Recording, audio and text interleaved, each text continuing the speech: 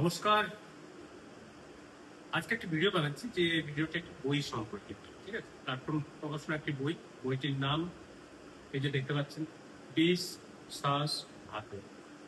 লেখক সৃজয় ওরফে জয়দীপ চক্রবর্তীর নাম সৃজয়, তার লেখক পরিচয় এখানে আছে।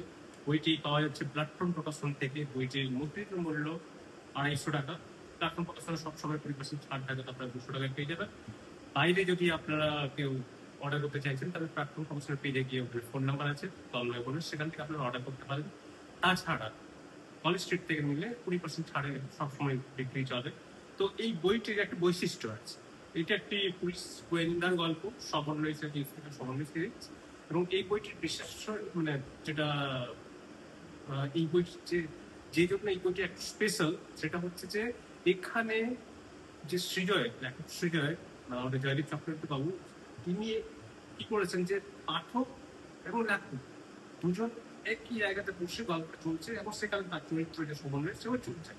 মানে প্রত্যেকটা তথ্য সবার সামনে আছে, সেখান থেকে কিভাবে সবকিছু সমাধান হচ্ছে এই নিয়েই গল্প।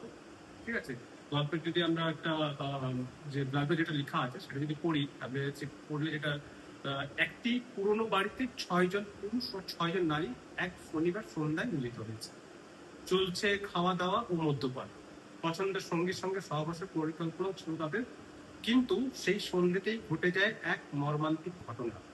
খুন হয় তাদেরই মধ্যে একজন, আর সেই খুনকে কেন্দ্র করে গড়ে ওঠে এই রহস্য উপন্যাস।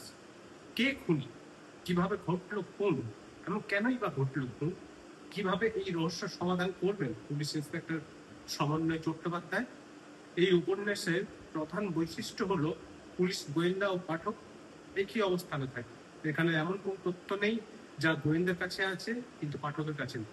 গল্পের প্রতিটি সূত্র পাঠকের সামনে পড়ে, তাই পাঠকে এখানে একজন গোয়েন্দা হয়ে ওঠে। এই হচ্ছে বইয়ের গল্পের যা লিখেছিল। প্রচ্ছদ সবাই দেখতে পাচ্ছেন, একটা মদের বোতল, তার ভিতরে একজন মানুষ, এবং এটা মদের গ্লাস আছে। তো এই সম্পর্কিত এখানে হয়তো বেশ সম্পর্কিত ব্যাপার আছে। পুলিশ ইন্সপেক্টরের ক্যাপ উপরে আছে, সেখানে লেখা আছে এটা পড়ছেন, এটা ব্যাক সাইড। ঠিক আছে, যদি আপনারা সংগ্রহ করার থেকে প্ল্যাটফর্ম